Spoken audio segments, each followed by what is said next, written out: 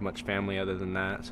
Um, so he's kind of had to be a hustler and kind of make his own way, and was on his own at a very early age in his life and had to watch his father pass away. So I think he's kind of just this, he's, he's given this, he's put in this world, and he kind of just has to deal with it and figure out a way to survive and also try to make a living and try to make his mark in this kind of like tough world.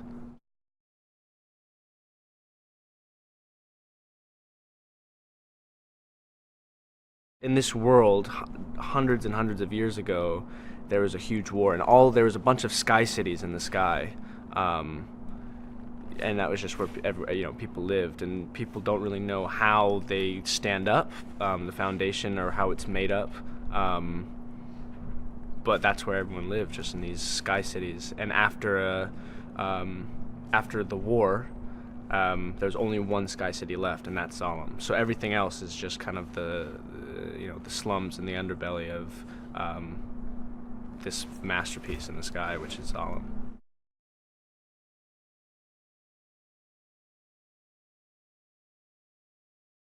It's a melting pot of everyone, every type of person, um, that inhabits an Iron City. I mean, you have cyborgs, and then you have regular humans, and then you have people that have come in from the Badlands, which are the outskirts of Iron City.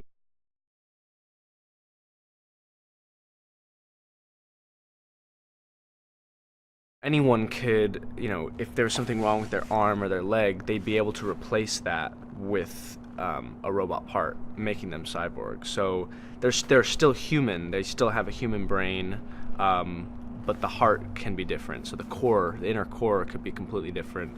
The legs and the arms and almost every part of the body could be robotic, but there's still that human part, which is the brain. So there's human blood and also cyborg blood, which is blue, which courses through their body.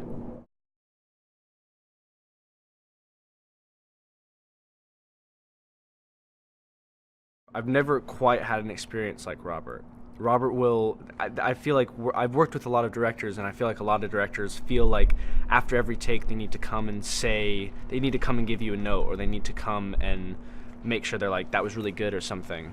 Um, Robert will say one tiny little. He won't talk to you for like an hour, and then he'll come up to you and he'll say something so profound that it will change the entire way that you look at the scene.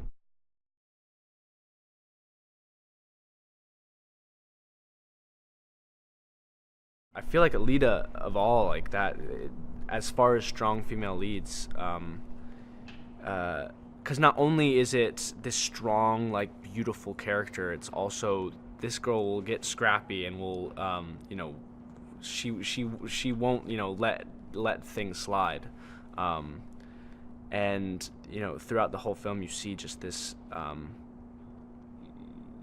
she has, Alita has no fear.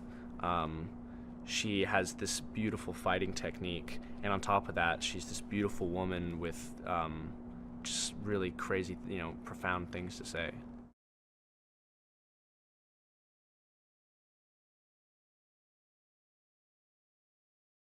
When I first found out that it was Rosa, of course I looked at her picture and I was like, of course this is Alita. Like no one else could play it. And I also loved her work previously. Um, and she was just telling me the other day, this is her third post-apocalyptic film. She's just kind of being fit into this genre of like, she's the post-apocalyptic girl, the rebel. Um, but what's so important, especially for us, was to have a chemistry. And I think that's what the whole test was about. It was just us seeing if we could get along and seeing how we worked and vibed off each other.